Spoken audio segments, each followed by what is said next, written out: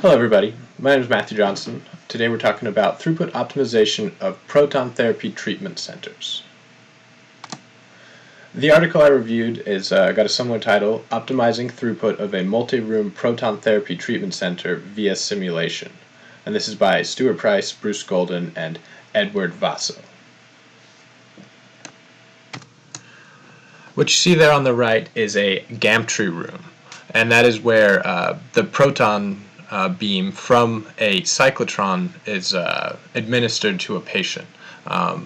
This proton beam is for the treatment of cancer, and it's less harmful and more effective than conventional radiation treatment due to the fact that it condenses, it makes a smaller, more precise area, and it doesn't give the body as much harmful radiation that kills good cells.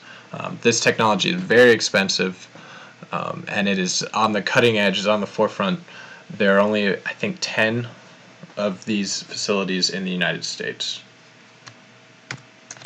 Because of how expensive this treatment is and how expensive the treatment facilities are to build, it's important to optimize the throughput, the amount of people per day that can be seen at one of these facilities.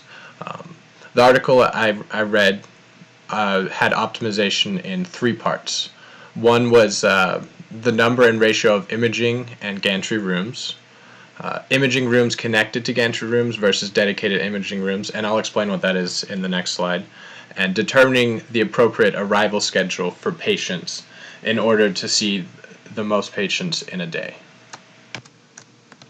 So when a patient arrives at a treatment center, first they go into an imaging room, and that's where a doctor will line up and take measurements and image the cancer and figure out exactly where they're going to be administering the treatment to. This happens in the imaging room before the patient is then inoculated, strapped down to a certain chair, and then brought to a gantry room where the laser or the actual cyclotron will then be beaming in protons.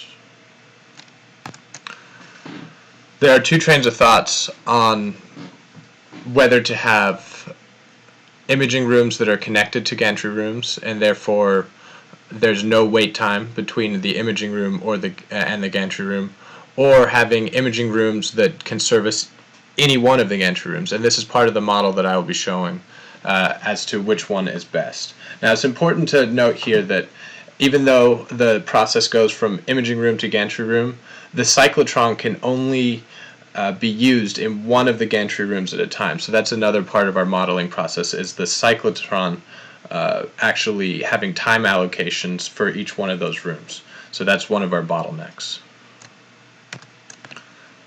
The research done for the article that I'm simulating gives mean times and ranges of mins and maxes, which I have represented for each part of the model that I'm about to show.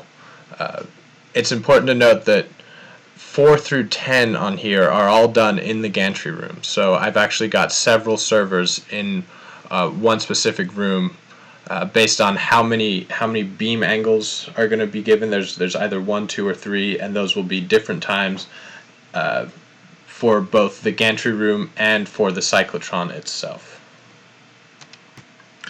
In the simulation, you'll see patients moving from the imaging rooms to the gantry room. Imaging rooms are in blue and the gantry rooms are in red, and the cyclotron is that big microwave looking thing in the purple room. Now I fast forward into the model because it actually takes quite a long time to run.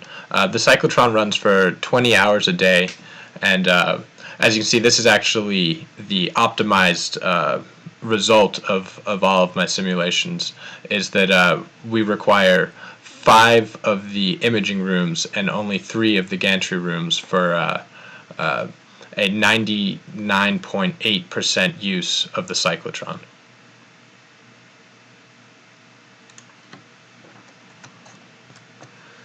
I use connectors instead of paths, which does not show the people walking because there was no distances were not part of my calculations for this. The actual floor plan and layout